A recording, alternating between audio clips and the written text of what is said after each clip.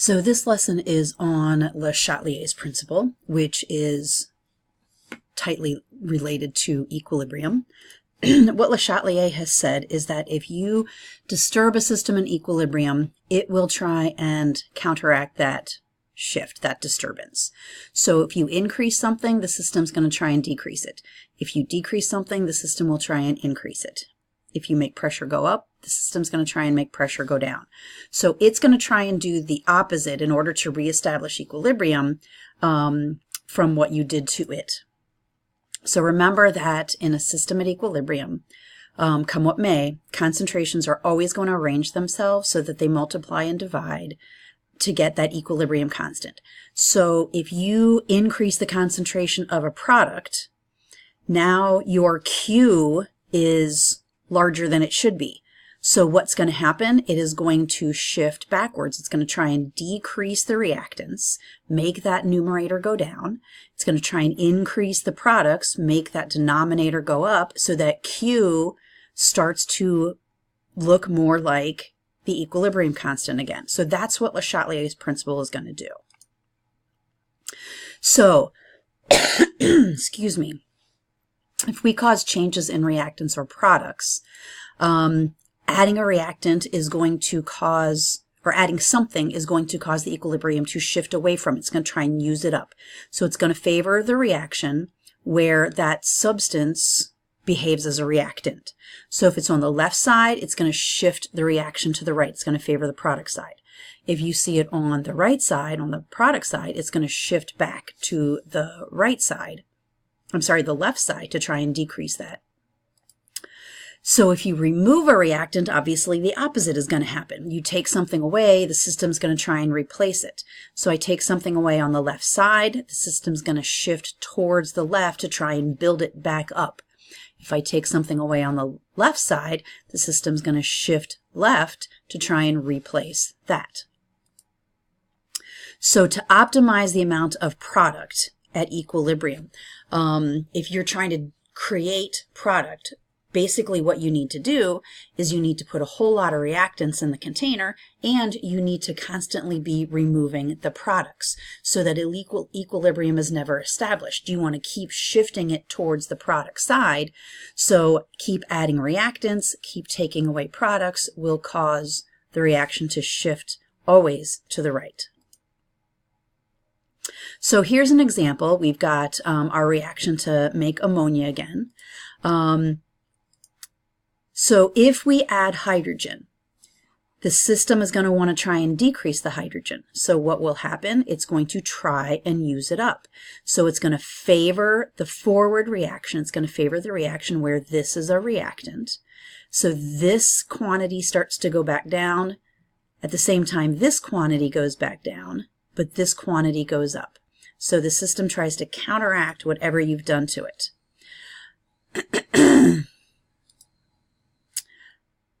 And this is everything that I just said. All right, so if we take a look at volume and pressure, now remember that this is only going to apply to gases. If we look at volume and pressure, as you decrease the volume, what happens? You push the molecules closer together, and so pressure is going to increase. They're going to collide with the container more often. So pressure will go up as volume goes down. Le Chatelier's principle says if the pressure increases, the shift is going to try and counteract that increase. So the system wants to shift away from that increase in pressure. It wants to decrease the pressure. Well, the only way to decrease pressure is to have fewer collisions. So it's going to favor the side of the reaction that has fewer moles. So if the system itself wants to increase the pressure, it's going to shift to the side with more moles. If the system itself wants to decrease the pressure, it's going to shift to the side with fewer moles. So if we increase the pressure, the system wants to do this, decrease the pressure. So if we increase the pressure, it's going to shift to the side with fewer moles because it's going to try and counteract that increase. So if you take a look at this reaction, again, this is all gases. So if the pressure goes up, the amount of ammonia is going to increase because I've got 4 moles of gas here, but I only have 2 moles of gas here. So if I make the pressure go up, I'm going to drive the reaction to the side with fewer moles, which means I'm going to start making more ammonia. If I decrease the pressure, now the system's going to try and increase that pressure. So it's going to favor the side with fewer moles, which means the amount of ammonia is going to go down. So if I want to do this reaction and generate as much ammonia as possible, I want to do it under conditions of high pressure, because that way I will have more NH3 being generated. So again, Le Chatelier's principle says that if a system at equilibrium is disturbed, the system will move in such a way to counteract that disturbance. So increasing pressure, system wants to decrease it. Decreasing pressure, system wants to increase it. Finally, taking a look at temperature. You can think of temperature as another component. If you increase temperature, system wants to decrease it. So it will favor the reaction that uses energy to decrease that temperature. So if you increase the temperature, the system's going to favor the endothermic process. If you decrease the temperature, the system's going to try and increase it, so it's going to favor the exothermic process. So you got to remember, energy can be written on either side, just like a reactant or product can, so you need to pay attention. An increase in temperature isn't always going to shift left or right. You've got to pay attention to where the energy is. And like I said, an increase in temperature will favor the endothermic reaction. A decrease in temperature will favor the exothermic reaction. So once again, with example, you've got energy on the product side. So if I increase the temperature, the system's going to try and decrease it, so it's going to shift to the left. It's going to shift away from the energy, try and use it up, favor that that endothermic process that is the reverse. However, if I decrease the temperature, the reaction is going to shift to try and increase that energy. So it's going to shift towards that energy. So it's going to favor the exothermic process, the production of more energy, because we've taken some away. But now you got to remember, if the energy were on the reactant side, the shifts would be exactly opposite.